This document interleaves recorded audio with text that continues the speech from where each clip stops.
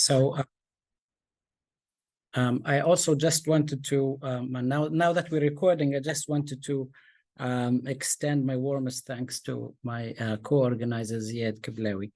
Now, I wanted to start by actually,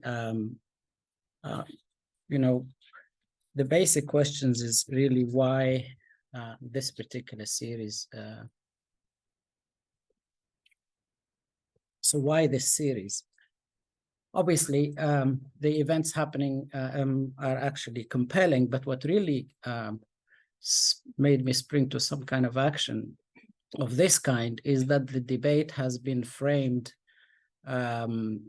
in everything but in its colonial aspects. So the universities, as you know, in the West in particular, have been going through this, what has been called a decolonial turn in the curriculum and everything.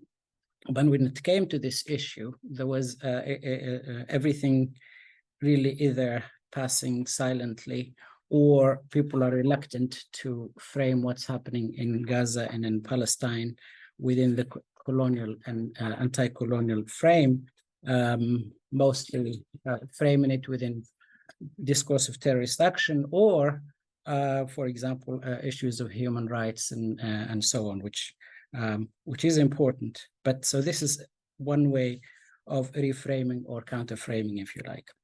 Now, why literature? Literature in particular also emerged from the discourse about what's happening in Gaza and Palestine, and the labeling of Palestinians and people in Gaza as in dehumanizing terms. We've seen a lot of that. The register is quite wide. And I thought literature is as a form of self-representation. Remember that adage written on Edward Said's book, they can't represent themselves, they need to be represented. Now, literature is perhaps the best form of self-representation, so we will let literature speak. So there'll be a lot of emphasis actually on the text that we look at. And also, literature is part of the humanities in general, and there is, in my view, a way of humanizing the whole debate. So, as I mentioned, this is a collaborative work in the sense that I will propose certain texts and frame the debate, but we are soliciting texts by other people who wanted to actually suggest the text to us in advance and then introduce them. Today we'll have one text by Dr. Mohammed Amin Khadiri, whom I see with us. But next week we actually are going to have more texts proposed. And all these texts proposed and otherwise are going to be in a repository that you all have to, you can access. And we're trying to basically make sure that we leave resources for people to use about the conflict and the issues and so on. So I will be going, basically this is a basic outline a bit for today. So I'll be framing today's session. Then some selected poems and poets. The poets I've selected for you here are Samih Al-Qasim, Fadwa Tuqan, Al-Kurd, and Darwish. And after each one of them, we will basically have a discussion, comments from you and so on. So, so in terms of framing the discussion, so basically two aspects interest me here. One of them is the character of colonialism we're dealing with. And here we cannot forget that this is settler colonialism and that it has been continuous. Along with that, the contestation of it has also been continuous.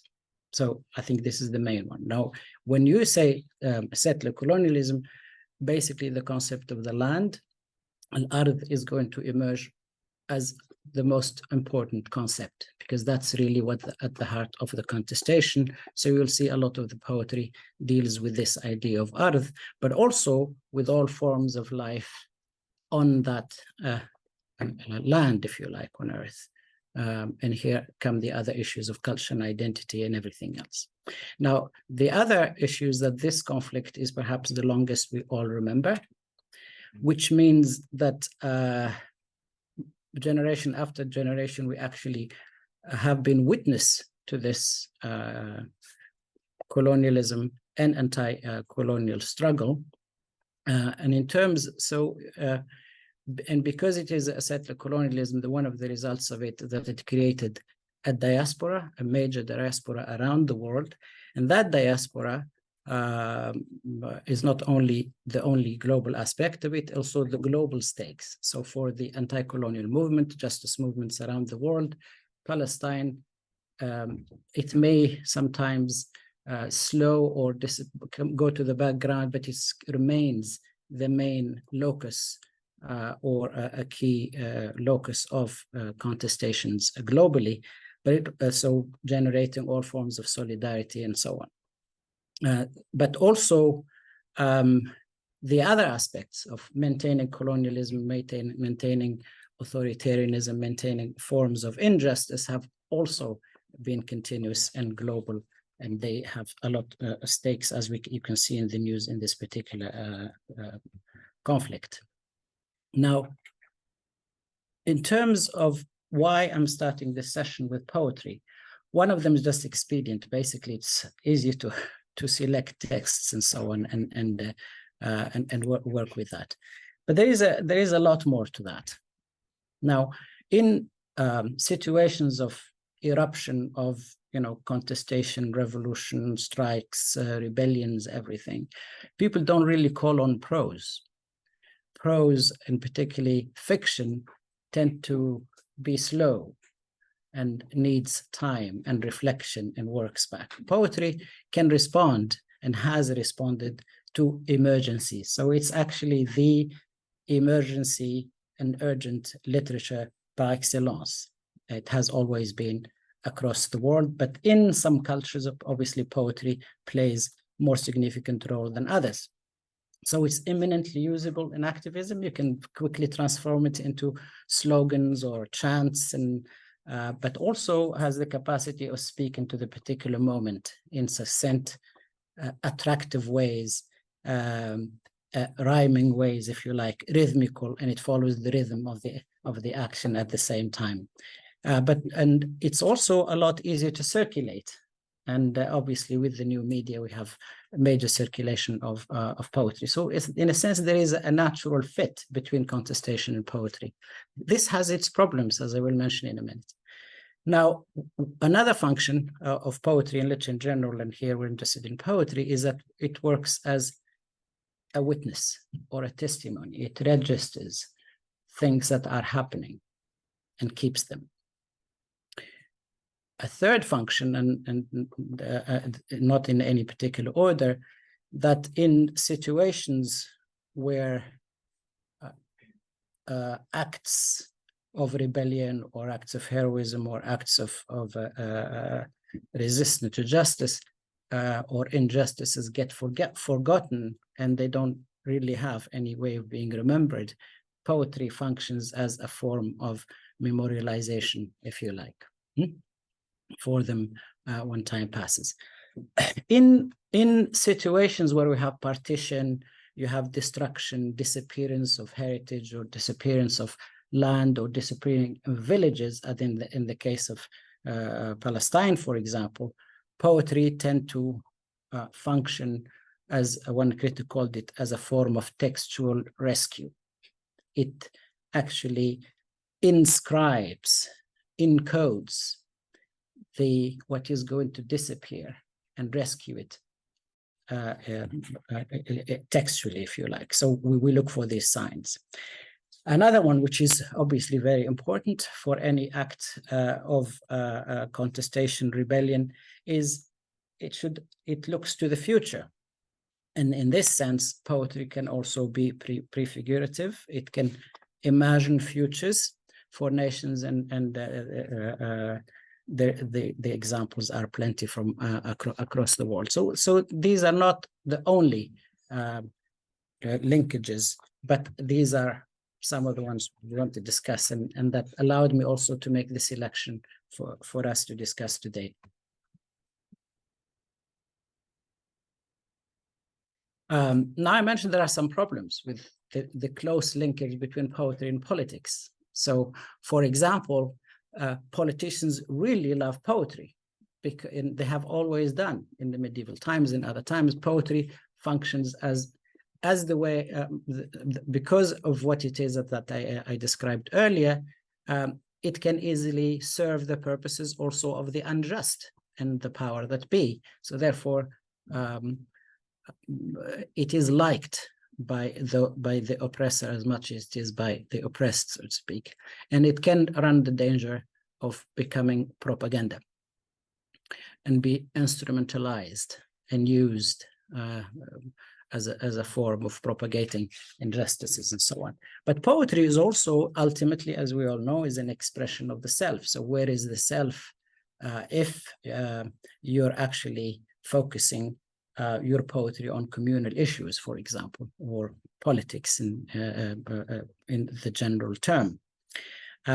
So Mahmoud Darwish, for example, whom most of you would know, could serve as an example of this, as someone who during his very long career as a poet, he, in a sense, we can read the promise and the problems of this connection between poetry and politics. For example, as a citizen, he was active, he was a member of political parties, of the PLO, and so on. At the same time, his people looked up to him to represent them in that sense. So this is one side. So when you say Mahmoud Darwish, people say Palestine these days, and the other way around too, but doesn't mean that the poet is comfortable with this. And he mentions a number of things that I just mentioned because I thought they were very striking. So for example, Mahmoud Darwish has perhaps the longest career of Arab poets that has changed and developed and so on. So he talks about things, for example, as a Palestinian, I don't have a present. When I'm in London, I can't be in London. London for me is Ghassan Kanafani, for example, assassinated in London. When I'm in Rome, I'm thinking of another case. When I'm in New York, I'm thinking of Rashid Hussein and so on. So that I can't have my present. My present is always not present. So this hudur, this presence, I can't have as a poet. Another aspect is he talks quite a bit, actually, about the question of, for example, the need, or as any poet, is really to have complete control on their language. So there is a wonderful poem where he says, take everything, take even the land, but leave me my language, because this language that he talks, that he is actually his main way of being, is either colonized in all senses of the term, or is overdetermined by politics. And because he's looking for a language, as he says in one of his poems, which can interpret the shades to the shades, a really transparent language that allows you to sort of go beyond. And he can't have that because he has to respond to this particular contingency and emergency. We will come back to Mahmoud Darwish later. So we leave him for now, and we come back to him later. But we wanted to start with Samih Al-Qasim. Samih Al-Qasim, I'll just say a couple of words about him, and then give you a poem to read, and then we'll talk about it together. So Samih Al-Qasim is what you might, he lived in the region people call Arab 48, or the Arabs of 1948, or Arab Israelis. And there's a reason why I selected him to start with. He was a very close also, so there's a lot going on there. So talk about him a little bit. Let's look at the poem. 2 minutes, you and the people who are not with us poem to look at it. I'm just putting an Arab I'll go directly to the English. I'll come back to chosen for you is Kafar Qasim.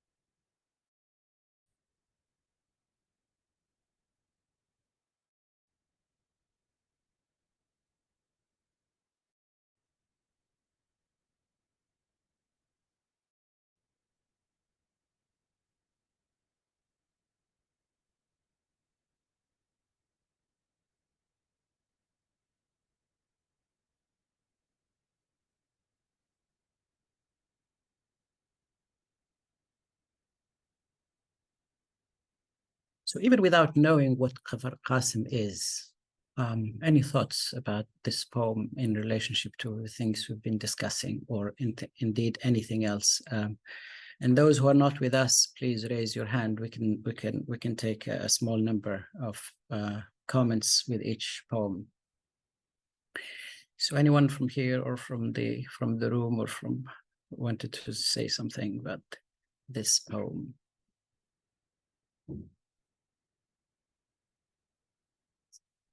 So we have Irene Khalifa. Maybe we can give Irene the first go. Over to you, Ziad. Yeah, she can go ahead. So if you unmute yourself and go ahead, please. I'm not sure if she can. Yes. Unmute everyone. Maybe you need to unmute everyone. Let's return to the room while we solve the technical. Any thoughts from the room? Is it possible to see the original? Oh, yes. I could go back to the original.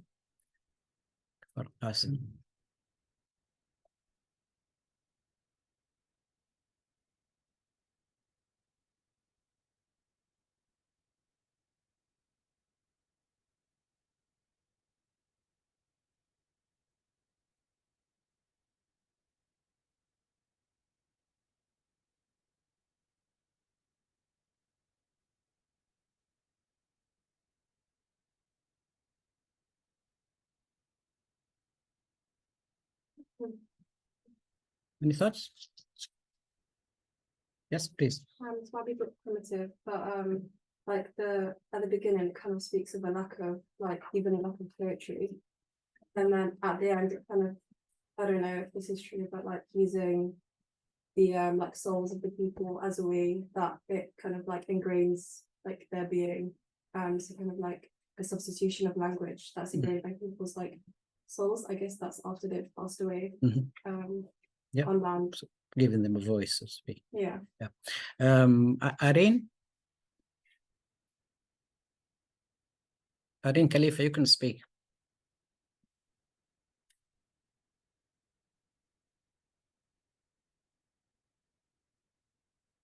Can you follow the chats? She may have been saying something. No. Yeah. She said I'm speaking. She's unmuted. Yeah.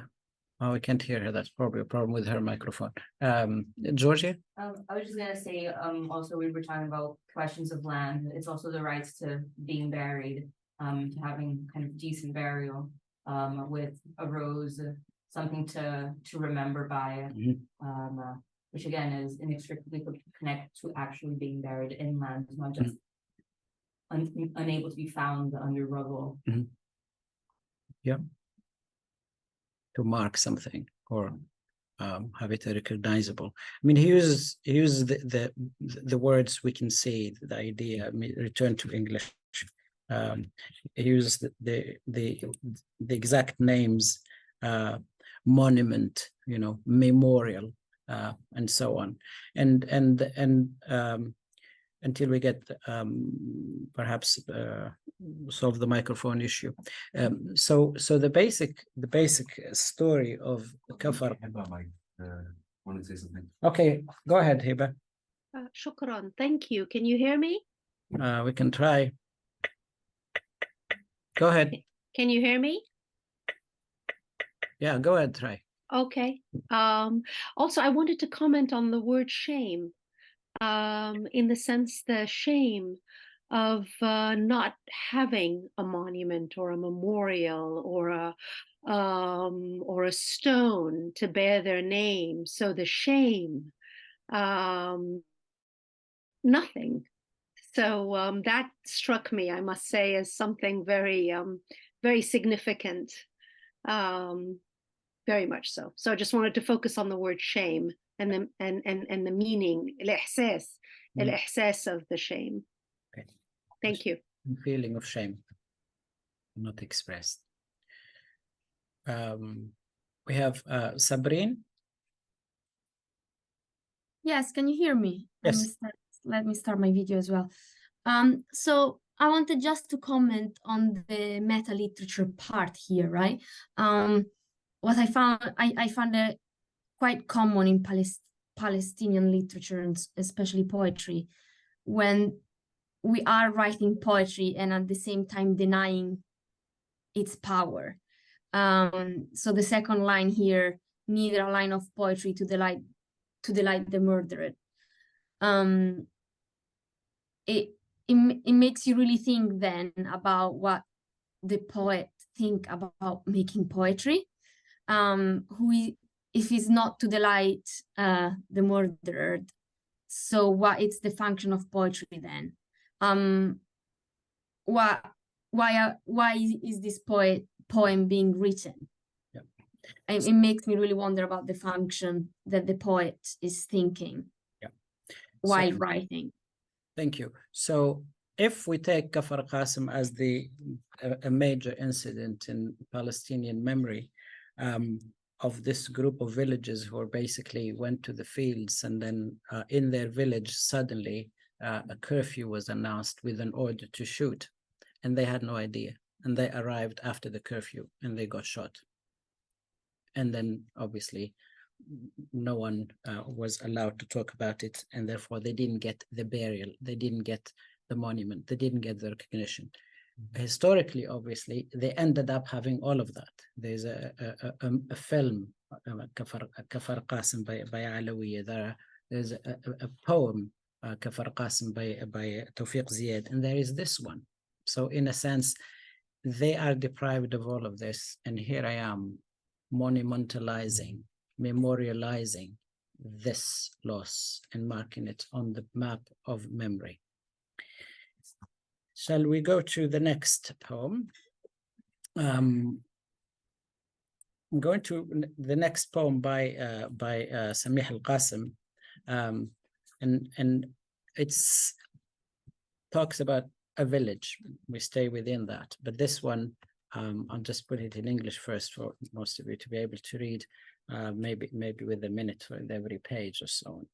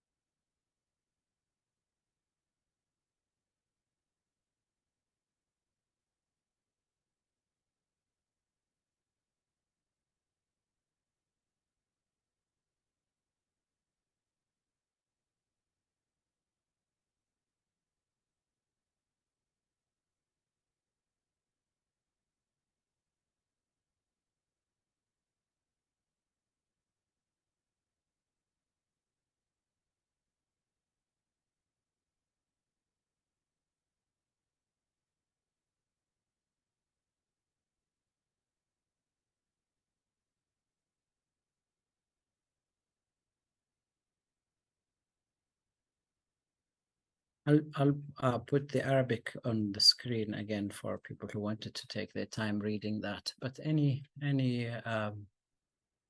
comments or striking thing you wanted to say about this poem?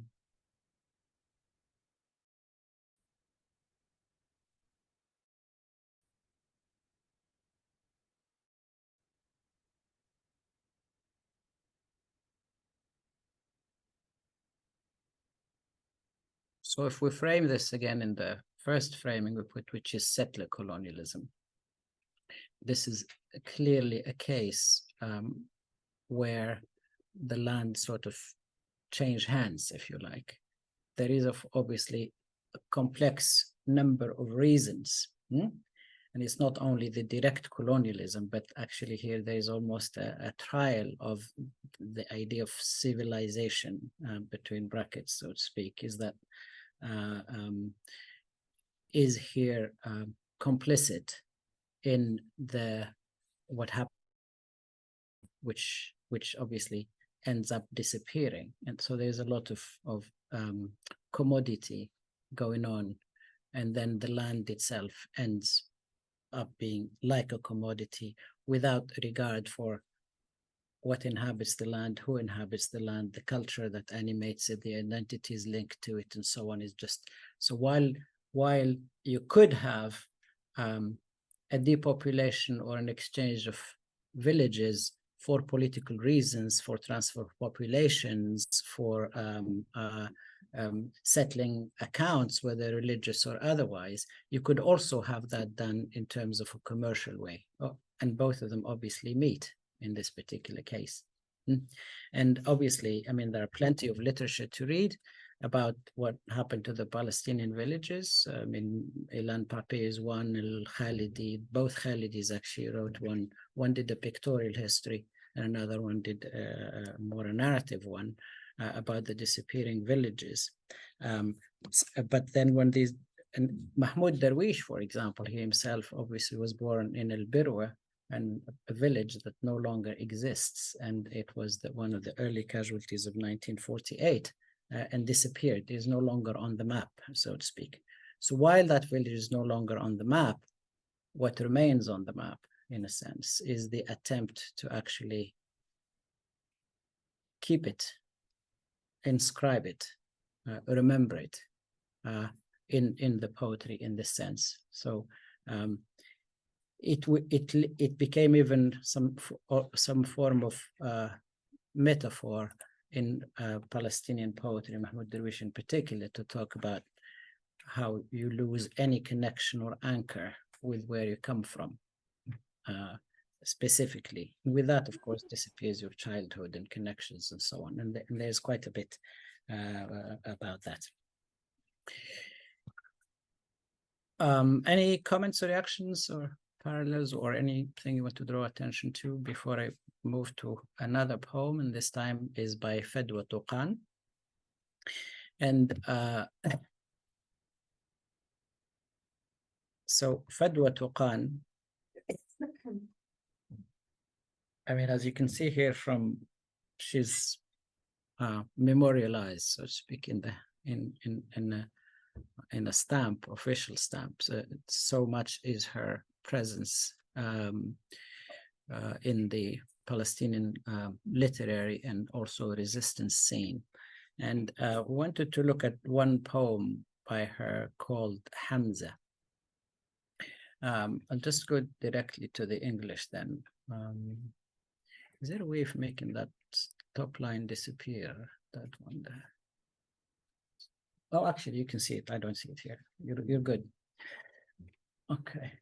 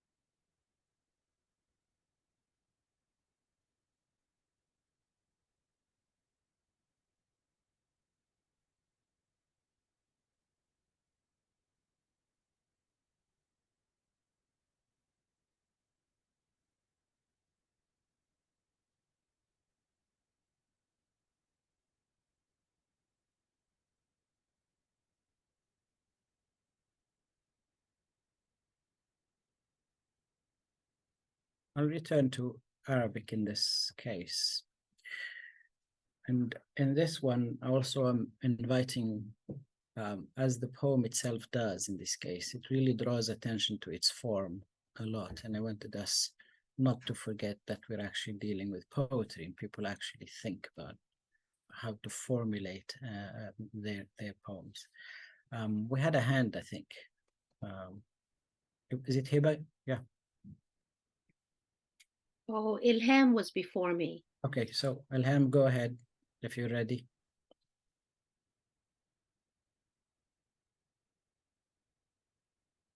We can't hear Ilham, so why don't you go ahead, Hiba? Okay, shukran, shukran. I want to focus on هذه الأرض امرأة, the feminization of land.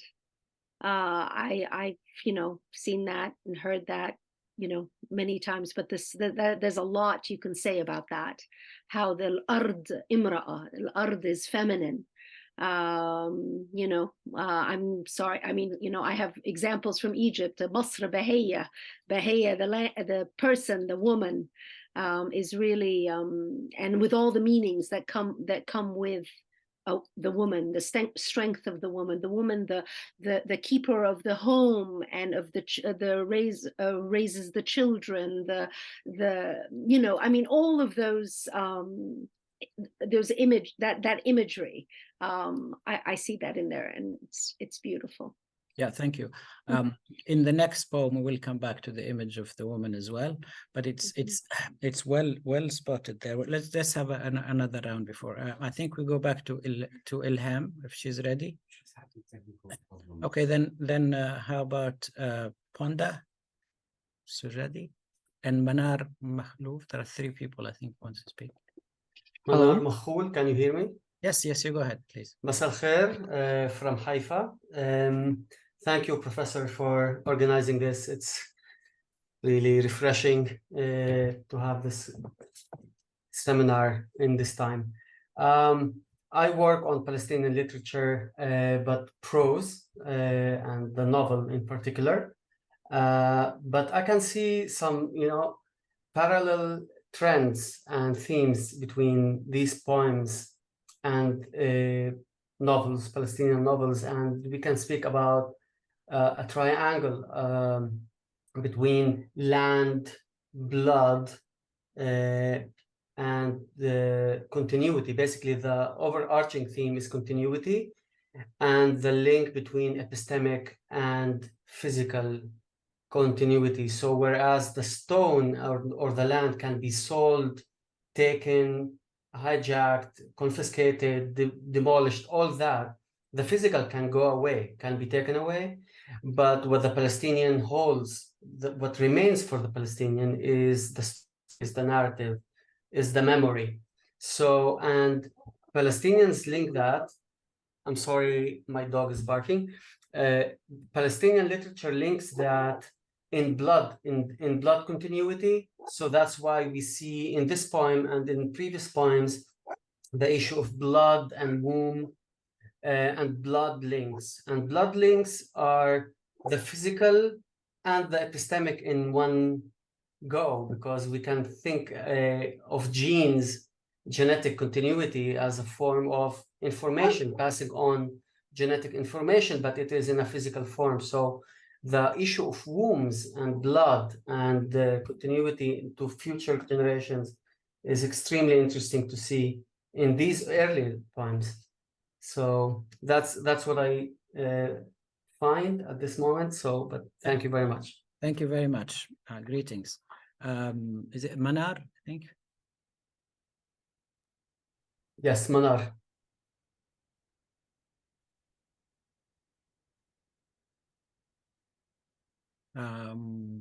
We have also a hand from Zainab Qaisi. Yes. Hello, Professor. Can you hear me? Sure, yeah. Yes, I would like really to highlight this beautiful reference of the ordinary man or the ordinary citizen, which we see a lot in Palestinian poetry. One of the Reacher's book is the Diaries of an Ordinary Man. Mhm. And whenever I read this, I find that as if they are trying to, it's not only humanizing Palestinians, but also they want whoever know them and know their stories to know that, to identify with them, with their stories, and to know and to put themselves in their place, in their plight. And this really intrigues me a lot. Especially, I thought it was like restricted to Palestinians who write in Arabic, but afterwards, when I read Palestinian American poetry written in English, I saw that very much, even in defining few words like we are very simple people, kind people. This land belongs to us, and they even mention those very elementary furniture items and etc. So this is what I want to share with you. Thank you. Thank you. Ponda?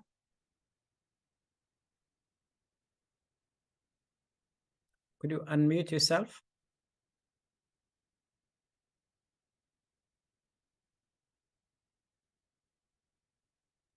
Hello. Yes, Hello. we can hear you. I'm Fonda from Indonesia. I also interested in the notion of land, as the lady said from the first comment. She said about the seeing the land as a feminine body or a woman, and I also came across that usually the colonialism or the colonizer usually also see the land as a body of a woman. Is there any connection about that? Or is it because the Hamza is in this poem is a man, so then he saw the land of Palestine as a body of a woman, or is it just a common Thank you. idea? Yeah, thank you. Thank you. We will unpack that together. Go ahead. Yeah, I have a comment here. I think to come back to this point about the feminization of the land, I'm reminded of Ghassan Kanafani's literary critical text on Zionist literature, where he makes a distinction between the Zionist treatment of land and the Palestinian. And in Zionist literature, you have an eroticization of the land through the figure of the woman. And in Palestinian literature, what you have, and you can see it very much here, is the land is represented by not just like an essential idea of woman, but of the figure of a laboring woman. So you have also not just a reproductive labor, but the work with the land that also kind of indicates. Let me just add to this point, and then we come back to take a couple more interventions. So this idea of representing the nation as a woman is obviously a trope and is very common across a lot of literatures and also in cinema and other parts. First, because as a repository, and in this particular context, it's not only a repository of memory, but also as a repository of the concept of honor as well. And so it changes from mother to lover and so on. In the colonial literature, also I've looked at that in the context of North Africa, it tends to be woman never really as a mother or a grandmother. It's always as a lover or as a woman to conquer. So it's different. So it's the land is seen like both of them are to possess and conquer and colonize, so to speak, and make yours and appropriate in the real sense. Whereas in these particular contexts, the figure of the mother, I mean, we know Mahmoud Darwish, for example, wrote so many iconic poems about Khubz Ummi and Ta'alim Huriya and so on, make it absolutely iconic. Dominic? Can we look at the beginning of the translation?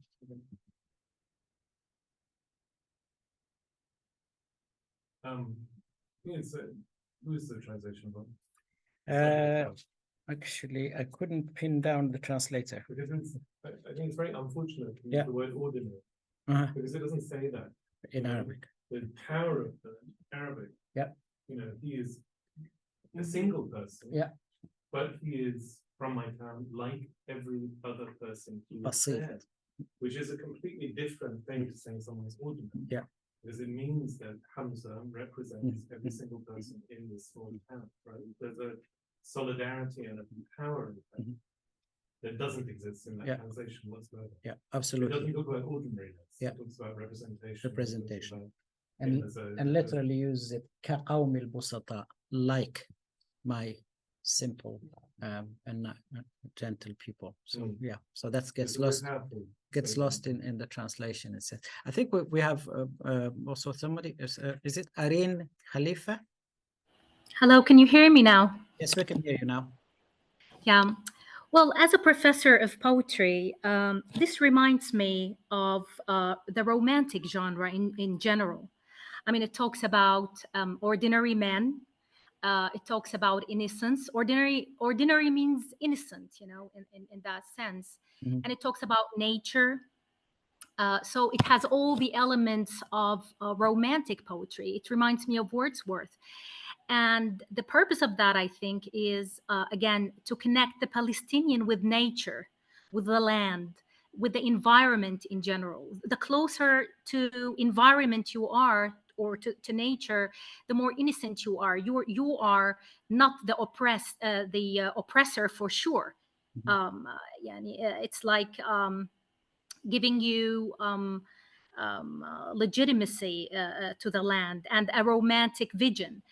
It's also somehow transcendental. It moves from the romantic to the transcendental.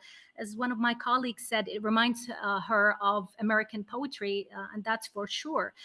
Again, Whitman comes to my mind, Emerson, and all these great poets. It's not only romantic in a shallow sense, if shallow is the right word to say, but it goes deeper into what he says, قوة السر, the power of the secret. There is a secret. And that secret is spiritual. There is spirituality in the poem. It goes more into, into a higher perspective than nature. So this is why I call it transcendental. It is religious in that sense, and it's natural. It has this aspect of natural religiosity. So it's both. It reminds me both of Wordsworth as a British poet, and again the American transcendental poets. Thank This you. is what comes to my mind. Thank you. To go back to the question of form that I mentioned at the beginning, and that this poem kind of draws attention to. So one key form is its narrativity. It tells a story, and it guides us through the story, through what we expect in a narrative, the dialogue, the description, the passing of time and the eating later, and so on. And it that also is simple and normal and representative too. This is what you do. This is, but what emerges from both this telling of a simple representative story of a simple representative man is the determination, the idea that nothing will move me, even the sort of incarceration, possibly killing of my son. It is normal and it is representative that I will keep the fight going for Palestine in this particular case. And I think that's done quite powerfully. And obviously the poem itself has a really nice rhythm, and it has a rhyme and so on. It works wonderfully at the level of rhythm. We will return to the figure of the mother in the next poem, but any pressing comments anybody want to make about this poem before we move on? And I have a comment in the chat. Yeah. By the one. I think it has to be with the life of the farmer and the Thawra resistance that is significant in the Palestinian landscape. Yes, which was the same for Kafar Qasim and others. That's well taken, Georgia. I was just gonna say this question of translation. I mean, I think the poem itself kind of raises some issues of translation as well. There is, I think it was in the second page, there is that question of, that phrase, that is, the necessary for law and order, that is for love and peace, that question of translation, of rephrasing things in different ways. And I also was thinking about this issue of always, translating from Arabic into English, thinking about the way in which Arabic phrases have been kind of, they occupy a very particular place in their translations in the English kind of cultural mindset. So when in the first page, it refers to, the land produces freedom fighters, where I think an English language reader, that's possessive, that translation is quite charged. Yeah, thank you. Dominic? Then there's another terrible mistranslation at the end, isn't there? It doesn't say yesterday I saw Hamza. It says yesterday I saw my cousin. A cousin. Which changes it. Yes, changes it completely, which is important because we know that Hamza is actually the paternal cousin of the poet, and that actually this story is extremely important. Yeah, extremely important for the affect, for the linkages. And I specifically said paternal, and that's important too for that lineage. Ibn Ammi. In some cultures in the Arab world, when they say Ibn Ammi, they actually mean because of the tradition of intermarriages and so on. So certain conservative cultures, you don't say my husband at this, you say Ibn Ammi at that, in that sense. So it's very charged and it's completely lost. So there is this idea of Hamza there being linked to this, and obviously his son was taken away and so on. We wanted to move, if there is no, actually, we probably wanted to move to the next poem. And the next poem is actually introduced to us by someone in the audience. And so we wanted to call on Al-Khadiri. Are you still with us? Hello, can you hear me? Yes. Can we take one quick word from Zainab and then we go to you? Okay. Very quickly, please. Zainab, I think you wanted to say something. There is a technical problem. Chat. Okay. Yeah. Okay. So. Sorry, I would like to comment on the land as a woman. Okay. That's who? That's Mohammed Khadiri. Yes. No, we're actually going to you because you're introducing the poem. You said so. Mohammed Khadiri sent us the next poem, and it's a longer poem. So I put on the screen the shorter version you sent me, which is still long. So do you want to say something before we start? Because it takes about 3 to 4 minutes to read. I would like to contextualize the poem, right? Give a sort of biographical background to the story of Rifqa as such.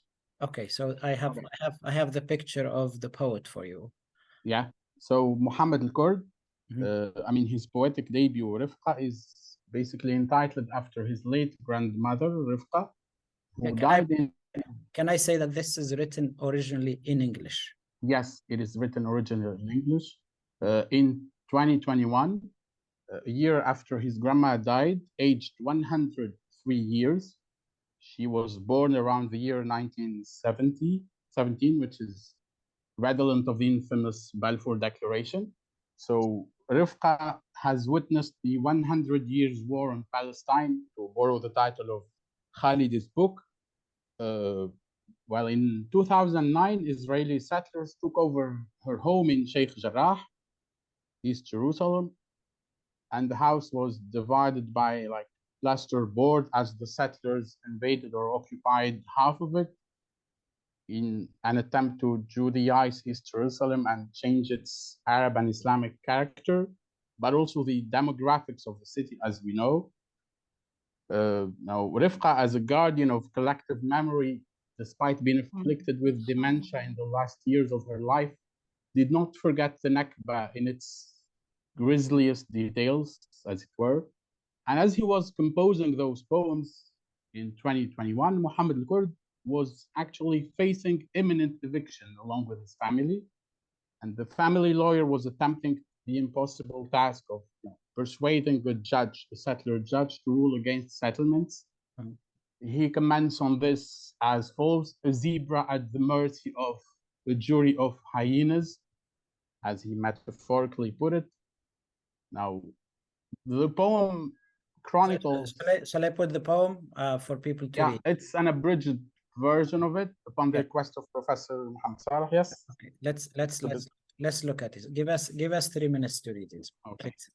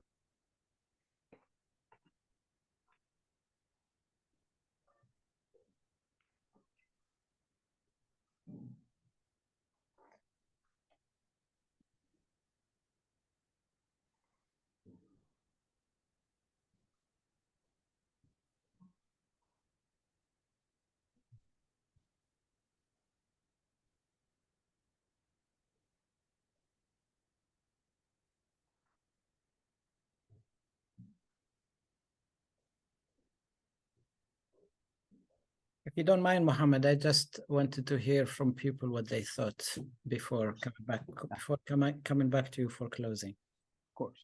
For closing comments on the poem, and then we move on to Darwish. So, and as I just mentioned, this is written originally in English.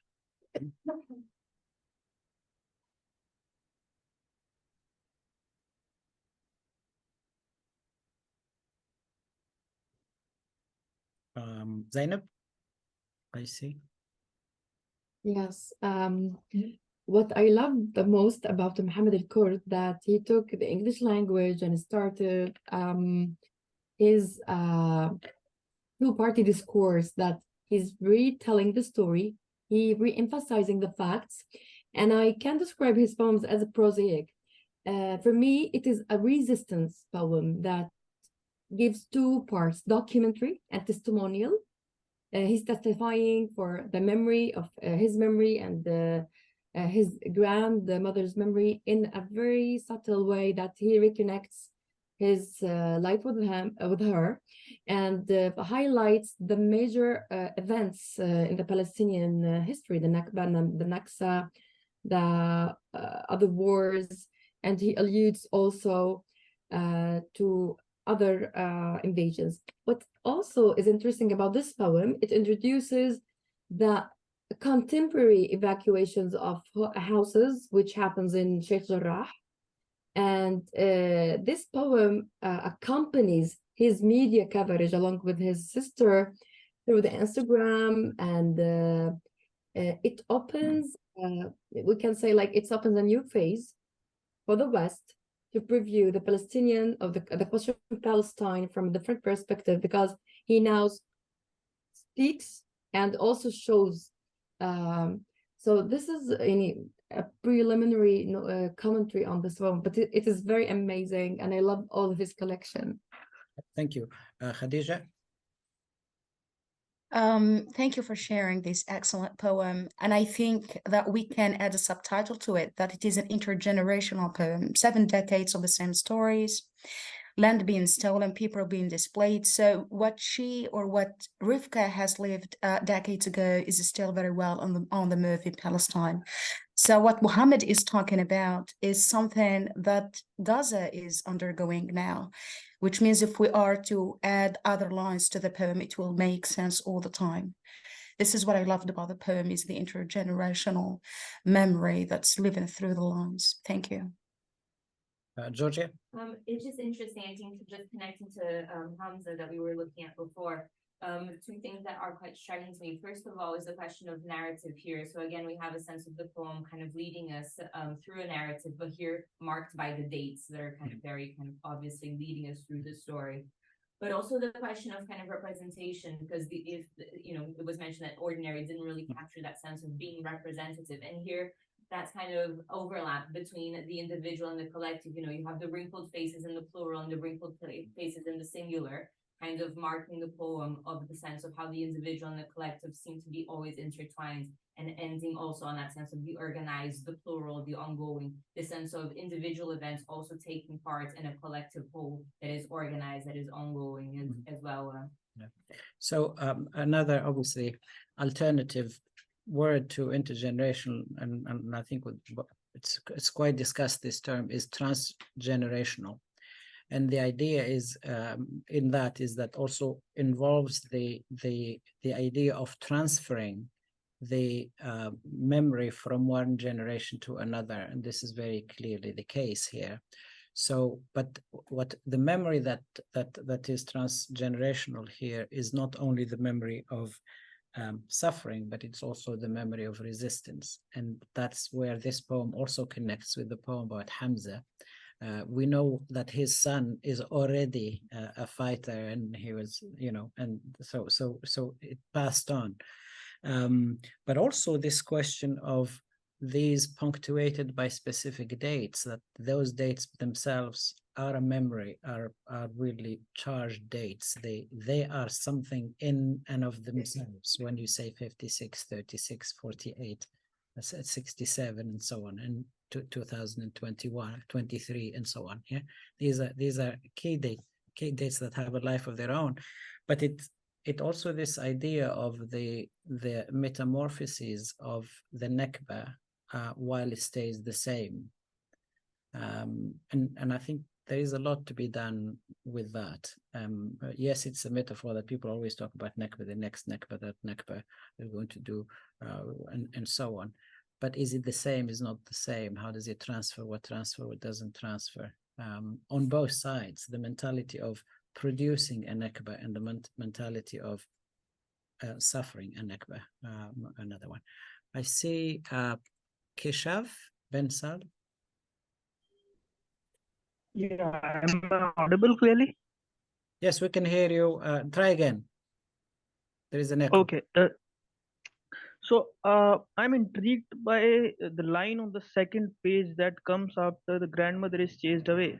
So if I can read it, it says, Rivka left Haifa to go to Haifa to go to Haifa. I mean, it sort of gives a sense of going away and coming back. I mean, there is a permanence in Haifa. I mean, she couldn't really leave it, and the next place she goes to also becomes Haifa. So there is this inability to situate herself. She cannot come back, but the next place is also doomed to become the same as Haifa. So the idea of Haifa gains this kind of repetition or permanence in the poem. Yeah, that was well spotted. From Haifa to Haifa and then Haifa again, and this circularity of thing. But which Haifa? What Haifa to leave? What Haifa to return to? And if we take this in the memory of 100 years, there's a lot there. There's a lot of Haifas. Actually, we had someone contacted us from Haifa. Maybe they can, maybe they'll feel compelled to say something. Any other comments about the poem before I return to Mohammed for a last, for wrapping up the discussion and maybe answering some of our questions? Yeah, go ahead, please. What's your name? Iman. that being and it made me think of a quote by Salim where he says, "The objective space of a house is far less important than what it is poetically endowed with. Space requires emotional and even rational sense by a poetic process, whereby the vacant or anonymous reaching the distance are converted into meaning." Yeah, thank you. That is something across. Irene? Well, just a small note there. The symbol of the key on the neck. It's a symbol of sumud, unwavering steadfastness. That key is always around her neck, and again, that reminds us of going back to Haifa, as the last commentator said. So again, we have to remember the steadfastness and the resistance of the Palestinian people. And keeping the keys is a keeping trope. the keys. Yeah. It's actually a trope. Do you want to say something? Yeah, I just wanted to bring attention to the original point you made about like memorialization and again the keys and how Rifqa becomes like a testament of Palestinian motifs. Yeah. By like saying how the keys became the same color of her like skin and also it being stamped on her heart, so she becomes everything Palestinian. And that also brings into question like what happens now that she has passed away, what really memorializes Palestine. Thank you. Okay, Mohammed, we come back to you. Yes, obviously the poem chronicles the duplicated Nakbas. It's important to talk about Nakbas in the plural form. I mean, just Nakba, capital N, just one singular Nakba, I think downplays what happened after 48. So it's an ongoing process of incessant dispossession and expropriation of Palestinians. And here I would like to directly link it to what's happening now. A few days ago, the Israeli agricultural minister described the displacement of Palestinians from the north to the south of Gaza as Gaza Nakba 2023. I quote, he said, "We are now rolling out Gaza Nakba." And this is a textbook case of the return of the repressed to mobilize a psychoanalytical trope. I mean, he wasn't fully aware of the significance of the words he blurted out, because from the Israeli vantage point, there is no such thing as Nakba. It's called Independence Day. I mean, officially, Israel criminalized any commemoration of the Nakba. It even adopted this Nakba law to punish anyone who considers it to be an occasion for mourning. Yet, the disavowed foundation of the State of Israel, carefully preserved in the collective unconscious, resurfaced with full force lately. I mean, what is prohibited and forestalled in the symbolic realm of public laws, institutions, erupts in the real, as Jacques Lacan said, in an obscenely excessive and unblushing, shameless fashion. The second point I would like to address, and here I would like Professor Omri to go back to page number 1, if you may. Here there is this segment, 7 decades later, they harvest organs of the martyred, feed their warriors our own. And here, this is a new phase of ultra-necropolitics. We're referring to necro-violence post-killing. I mean, here we're moving from the living dead of people besieged in Gaza to dead people actually empirically killed to voided bodies, bodies who are literally hollowed out in the wake of their death.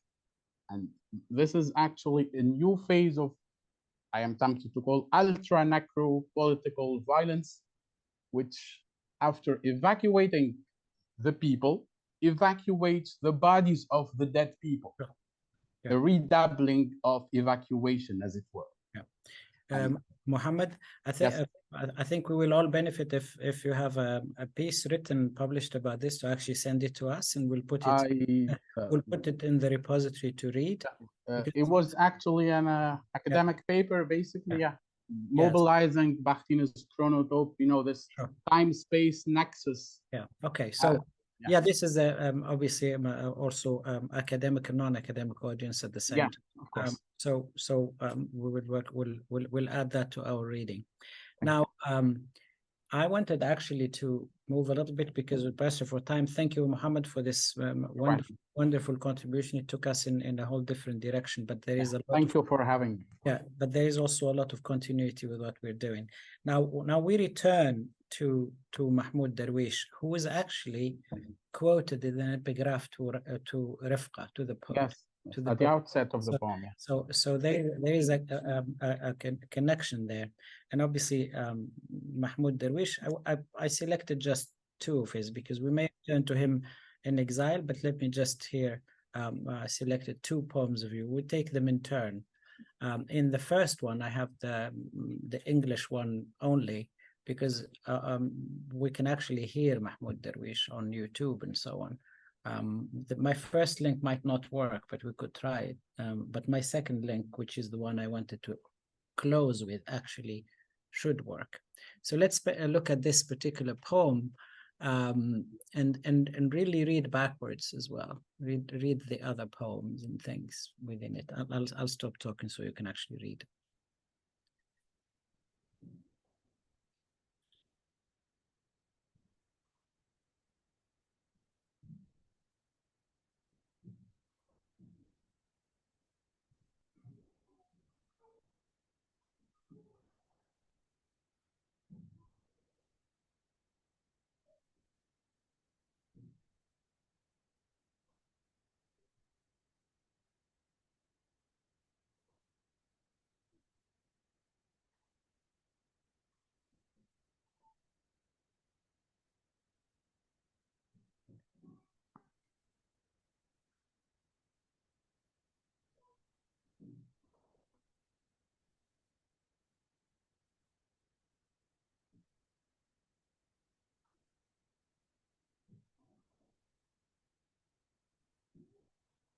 It's a very well-known poem. In fact, part of it, After the Last Sky, Fly After the Last Sky, is taken by Edward Said to make as a title for one of his books. So what are your thoughts here, or the people who are with us online? If we can read comparatively, or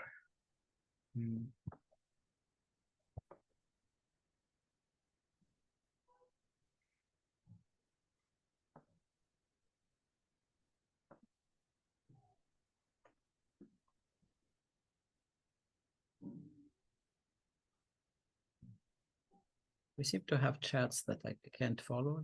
I don't know if people have things to contribute. Irene, you wanted to start us? Again, I don't know, what pays my attention always are the symbols. So I'll pick the last word, which is the olive tree, and olive tree was always the symbol of steadfastness, the sumud that I've talked about before, that we are rooted in the land as Palestinians. This is really important.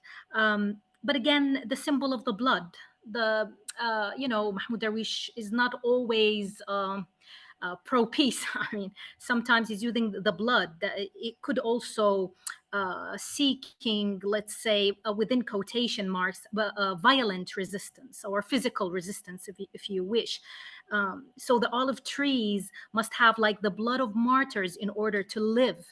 You have to do some kind of sacrifice in order for the olive trees to continue there in Palestine. It's not just there. It also needs to be sacrificed for. So after journeying through the questions of Kafar Qasim, for example, in the first poem, where unbewares, the people linked with the land are actually massacred, and then the depopulation of the villages in the second poem, and the steadfastness against the and the transgenerational movement of resistance, but also of the suffering. Basically, as the poem starts, this land we started with is here becoming suddenly not a big space, is actually closing you on us. This land we want to actually liberate is actually became a prison in of itself. So where do you go? And even the sky, where do you go after the last sky? And what responses are going to be appropriate responses to this narrowing of the horizon, if you wanted to think of the sky as a horizon? I'll take a comment from Hiba. Shukran, shukran. I want to go back to, again, the mother mention or trope.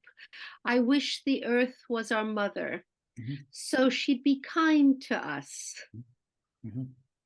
I just, I mean, it's interesting comparing to Hamza, when we were talking about, and you were saying by Fadwa Khan, that, you know, the woman is not just the mother, but also could be a woman to conquer, and the issue of honor and to possess and so forth.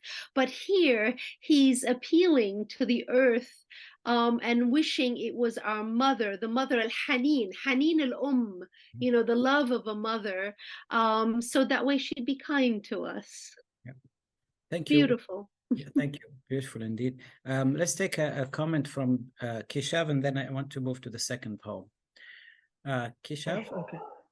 So with regards to this poem, the idea of limitation, I think it suggests also delimitation, or the idea of cartography or colonial cartography also comes to my mind, that the space itself is being limited by the lines that have been drawn by the settlers, and that kind of limits the space for the inhabitants. That also kind of suggestive. It's not being explicitly stated in the poem itself, but there is a suggestion to that, I would think. Yeah, thank you. There are also running commentary in the chats and responses to each other, which is nice to see. So do look at them. I wanted to is that an old hand, Akila, or a new one?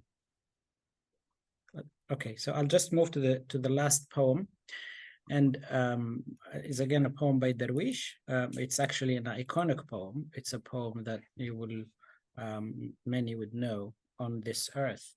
And I mentioned earlier how poems become slogans, and this is not this is a poem that's now everywhere. It's written on walls of Tunis and whatever, and everywhere. It's a almost proverbial.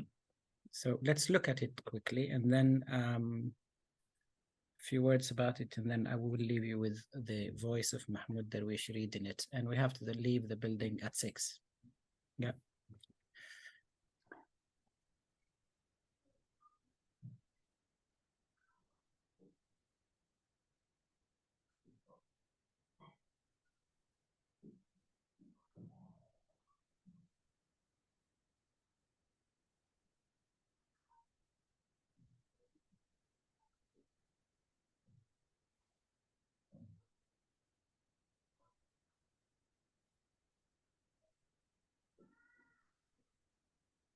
Okay.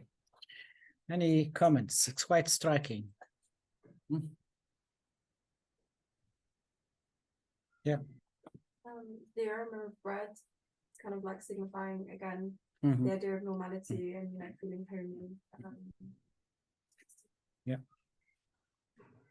I was personally struck by the inventory, trying to really work by exhaustion. Mahmoud Darwish does that a lot. You do one metaphor and you want to see how far you can go with the next one, how far you can go with the next one, and you accumulate them in an inventory, in a sense. Like he said, trying to explain the shadows to their own shadows, or the shades to their own shades, as far as you push as far as they can go in order to say, this, how can I describe this land? And from an anthropological point of view, you can recognize the signs of particular life and so on. They are inscriptions of that, but also poetically, they work wonderfully in a very, very different way. So I'm conscious of the time. If any last comment, otherwise I wanted to thank all those of you who joined us from far afield and here, and then I will leave you with Mahmoud Darwish reading this poem if the YouTube works. And I'll see you next week, where we're devoting the session to writing from Gaza.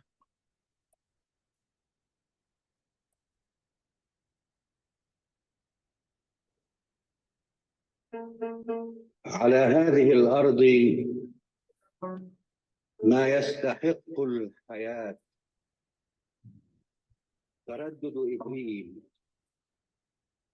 رائحة الخبز في الفجر،